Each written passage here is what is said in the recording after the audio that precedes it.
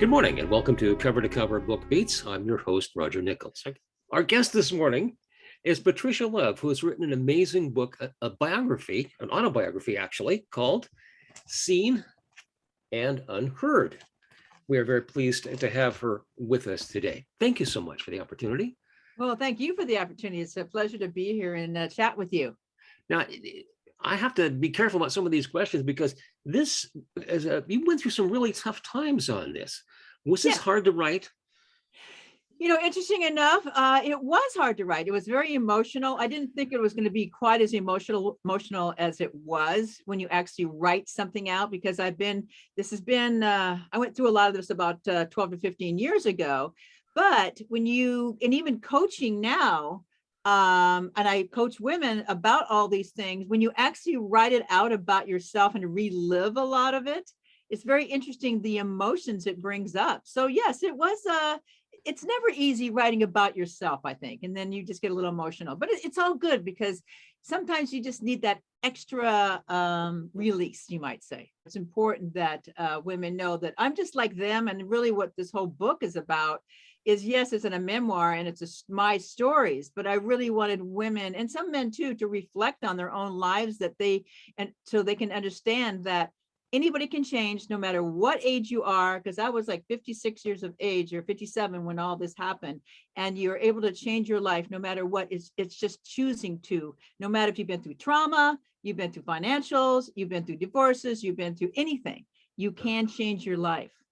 Wow. And as I understand it, you have helped a number of other people to do that. I help a lot of people every day to work through the negative behaviors that we all have. And for me, and for a lot of people, it's a pain that we live with, because it's a pain that we feel like we're doing the same thing over and over again, which we are, because we haven't interrupted the negative behaviors that we have. So we keep reliving and keep redoing the same thing. It's like when you do the same thing over and over again, what happens? You get the exact same result. Yeah, I think one of the definitions of craziness is doing the same thing over again and expecting a different result. Exactly. It's an insanity quote. I forget who did that quote, but it might have been Einstein or somebody like that, but it's like amazing. But it's, we're such habitual people. We're so used to doing everything over and over and over again. And until you acknowledge the fact that you might have some negative behaviors, you keep doing them, and then you wonder why I'm not getting anywhere. Yeah. There's some key moments in it that stood out for me. One of course, took place when you were about 3 years old. Can you describe that for us, please? Yes, it's interesting. A lot of people talk about that because a lot of people think you really can't remember back that far in some cases, but it was a very vivid memory for me where was walking down the street with my favorite doll that I had just gotten with my mom and my sister. And I was happy because I was kind of outgoing and gregarious and all that. And this, as we were walking down the street, a black lady came up and stopped and kneeled down, basically says, you're such a pretty little girl. And then I, of course, in turn, being gregarious and outspoken, like, well, yes, I am. Thank you very much. But did you also notice my eyelashes? And why are you so black? And my mother was apparently horrified, because as soon as we left and we went around the corner, she basically kneeled down to me and put her finger in my face and says, young lady, you never do that again and embarrass me like you just did. You never do that again, ever, ever, ever. And it was heartbreaking for a 3-year-old, because you love your mother, and the thought of hurting her and doing something that it pained me. So I was like quiet all the way home. My sister put her arm around me. But one of the things that I find is that was the beginning of being kind of introverted and not being seen, being seen but not heard anymore. And I think this happens to a lot of women. I know it happens to a lot of women, where just one little thing can start triggering that. And then when you start feeling, marginalized or dismissed over the years and the young ages and then your teen years, then you just start going in and feeling like you're not good enough. And that's where a lot of women fall. That just feel like they're not good enough. So they don't reach the goals and the potential they have in their lives. You mentioned your father, was abused as a child and thus was emotionally shutting himself down to protect himself. Absolutely. We don't always know what the stories are of our own parents, right? And we're quick to say or blame them. You might say it's their fault that I'm this way, how a lot of people do. And in reality, we forget to think about what are the stories that they have. And his story, which I didn't go deeply into, but basically that, he was abused as a child. He was starved as a child. His mother just didn't pay, any attention. So he left home really, really early on, like about 14 years of age, just so we could get away from all this. He had two sisters too that were abused.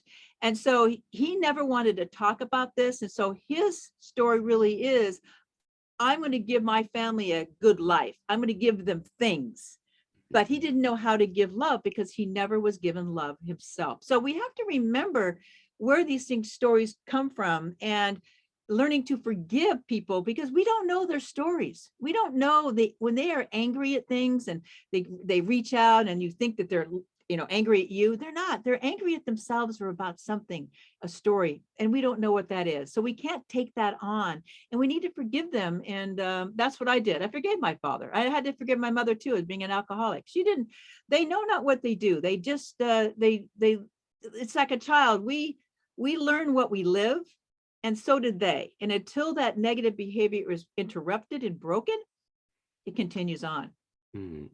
It took a while for you to figure all this stuff out, of course, because as a kid, you just, this is what it is. And because parents are so central to your life, particularly at the young age, it's everything for you. It took many years for me to figure it out, in fact. And it's funny because I had a good life overall. I mean, I'm not complaining. I mean, yes, did I have a lot of trauma and a lot of things that happened to me?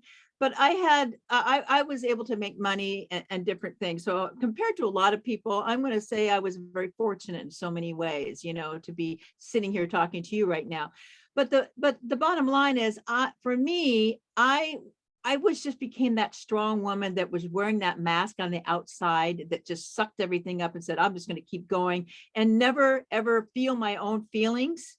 And that's what happens to a lot of people. They just compartmentalize, or they put things in their suitcase, and that suitcase gets bigger and bigger with all those feelings. And eventually, it depends. Everybody's different. Mine just blew up in my 50s because a lot of things happened at once. Mm-hmm. And then it's like you just want to give up type of thing, where a lot of times people have like a little trauma, or here they'll have a sexual issues there, or they'll have a divorce and they go through these things. And I want to say that it's so important to talk about these feelings, and whether it's with a friend or with a therapist or with anybody, a coach, or whatever you want to do, because when you hold on to those, they just get bigger and bigger, and the pain gets deeper and deeper. And so I'm here really to tell women and some men too. I don't want to take that away from men. Also, I just deal with a lot of women, that it's a pain that can be released. And it's a pain that we can move forward, and no matter what age you are, because people would say, well, at 57, you're too old to change. No, you're never too old to change. It's whether you're willing to change, And so then 13, 14 years later, I couldn't be happier. I live with peace at myself. I've come back tenfold, and financially, mentally, physically, and I'm living what I want to be. Is it perfect? No, nothing is ever perfect. But it certainly is. I love living and learning about me now, and living in peace. And I want others to know that they can do it at any time. It's just whether they choose to do so. And right. I'm also here to say that I see you and I'm listening to you, because a lot of women and men don't feel like they're ever seen or they're heard. Well put, indeed. You have a lot of insights in. I found interesting. One of them was about your father, and your relationship was a transactional relationship, a negotiating relationship.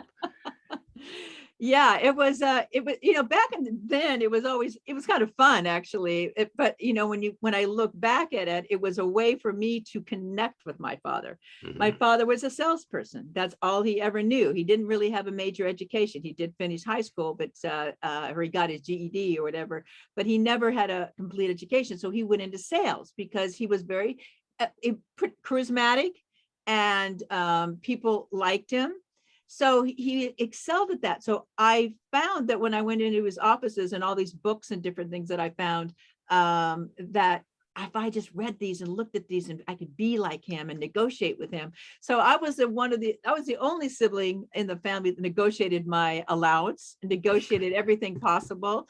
And he liked that. And when I saw that he liked that that to me was love, and it was a way to get in, because honestly, and I didn't put this in the book, but his way of loving me was so interesting, because birthday cards that I would get from him would say, "Happy birthday, Patty," he called me Mr. Jackie and Love, never Dad.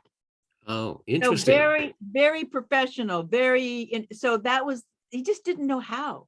Yeah. So and most people would be horrified with that, right? But that's just the way it was. And so you just, again, you learn, you live what you learn, or you learn what you live. Yeah, it's interesting. I just remember that the one kind of semi-example of that is I had when my mom would call me, she would say, "This is your mother speaking," and that was the way that her mother had said to her when she called her on the phone. Exactly. So we just have to remember that parents are human too. Mhm. Parents are not perfect. They make flaws. They have their own stories. So it's as a child, I don't know any better. I'm just going with the program, because that's what you learn from the actions of your parents, right? And their behaviors. But as I get older and become an adult, then I am responsible to look at my own life and to see, and not to blame and be a victim of anybody else, to just take control of it and own up to my own mistakes, acknowledge them, and move forward. Absolutely. I don't know how much you want to go into some of the bad things that happened to you. So I'm an open book, so I'm happy to okay. go into anything. At various points, you had a couple of failed marriages. You were $140,000 in debt. Yeah. You were involving yourself with alcohol and drugs and sex. And Yep. there's a moment, a really interesting moment where you're just too many martinis one evening watching television, and your 11-year-old Tabby reaches out and touches you. Oh yes, that hula. Yeah. She. A lot of people may not really understand this. And first off, let me just preface this with I am more spiritual and believe in. I have a lot of faith, but I'm more spiritual than major religious. So anyway, yes, I had too many martinis in, and at that point, my mother had passed, which again I became an orphan because my dad had died many years before. I had failed another marriage. He had found somebody else, but I was actually giving excuses for him for so many times, months on end. Again, the real estate business was just falling apart at the time. So I was at my wit's end. I was at, that's it. I'm done. I just can't go on, and I was laying down there crying my eyes out when I felt this little something on my hand, and I turned to my left, and there was my little hula, who has always been very soulful. I have to tell you, she's been one of those soulful, knowing when somebody's not feeling good or misunderstood or whatever, always cuddling up when you're feeling bad. And I swear to God, at that moment, first off, there was this energy and warmth that came over me. But I swear I heard her say, "No, don't give up. I love you, Mom. Keep going. You're needed in this world," something like that. And I just have this energy throughout my whole body that says, I got to take my power back. I have to take my power back. And then again, there was 5 words that actually came to my mind at that moment too, that I wrote down, that I didn't even know why I was writing them down, to be honest. I just felt I needed to write them down. And those 5 words were acknowledgement, forgiveness, mindset, accountability, and perseverance. And I didn't figure out for a while later why I ended up writing those down. But I still to this day believe that it was my sister who passed away many, many years ago. And at the age of 39, I was 29. And she was always a jokester. She loved cats. And I actually believe that she came through my cat hula to get me to step up and take my power back. And she wasn't going to let me do this, because I've always felt she's been attached to me and watching out for me. So I'm going to believe that in my whole soul, because from then on, I started changing my life from that day forward. Now, were there some ups and downs in there? Absolutely. But I was definitely taking, 2 steps forward, half a step back, or 3 steps forward. So I just continued on, and it was a great day, to be honest with you. It was a great day. When did you decide to start helping other people with the knowledge? Well, it's interesting. I've been in real estate for 30 years, but I've always been that real positive mentoring type of person anyway. And even in real estate, I would mentor other realtors, even after the first couple of years of me being in the business, because I believe that kindness is still a very important, but also it's mentored them on being a good people and things. So I've always had that in me, of a caring part of me. I'm the one that reaches out for the cats that are rescue the cats, or rescue that dog that's in the middle of the street. That's just part of my nature. And so I would say I started always doing that, but I really took it seriously when a year after when I broke down with hula on that day in 2009. And I started saying, you know what, I need to make my mess my message. And I needed to help others, women, to feel not, so insecure, and to build their confidence back, because I believe that you don't care how much you've been beaten down, you still have that power within, you still have that confidence within, we can still move forward. And we sometimes just need a little help to get there. And so I just turned my message to my message, and been doing it ever since. And I love it. It's a real important thing for women, especially right now in these days, is equality, and making them feel that they matter and that they are definitely heard. And I definitely see them. Oh, great. One of the things I like about the book is in the back of it, you have kind of a, what do you call it, a workbook, basically, or describing those 5 words and why they are helpful to people in that situation. Right. And that's a nice touch on that. This is not a huge thick book. It's like 98 pages or whatnot. No, my editor says, well, because I wanted to write a whole lot, and she says, that'll be another book. Yeah. But yeah, I felt it was important that even though it was a memoir of my own stories, that a lot of people could reflect on their own stories. And I've had a lot of women reach out to me and say, you know what, you triggered something in me that makes me realize that to look at my life differently. So those are the questions at the end of the book, at the end of each chapter, and also how you can work through it if you just acknowledge these 5 words and move forward. It's work. I'm not going to kid anybody. It's definitely work, but is it worth it? Absolutely. Yeah, of course, because peace of mind, there's nothing that can match that. That's for sure. Well, and learning to live and enjoy life, and not feeling like you're just here for no purpose at all. Yeah. So where are you going with this next? What's the next step for you? Well, good. I'm glad you asked that. Honestly, it's continually helping as many women as I possibly can. And creating a platform for I see you and I'm listening type of platform.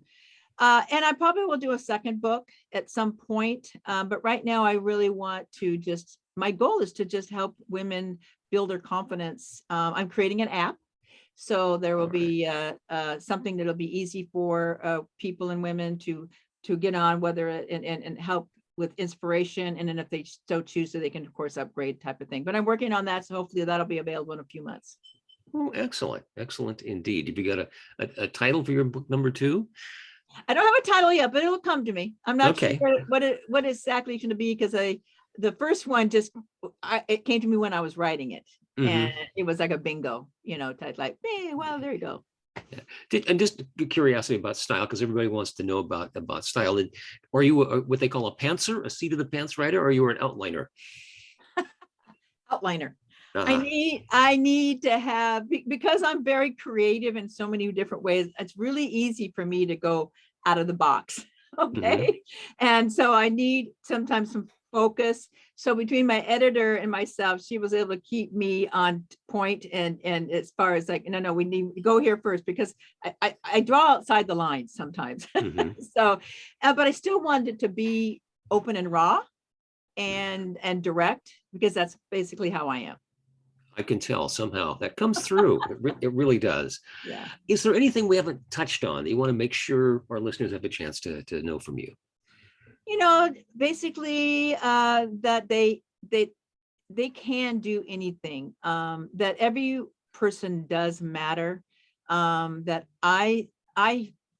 I see you and I'm listening to you. So I want you to know that you can, no matter what age, no matter where you come from, no matter how broke you are, no matter how badly you might feel in that right now, that we all go through stuff, and we need to just, move forward so that we can feel better, and you will feel better. And so my hope is that, people will buy the book. Obviously that might help them, but also, to reach out to me. I'm an open book, and I feel like, I love people to ask me questions. So they can get a hold of me at my website at patricialove.com, and hopefully my app in a few months.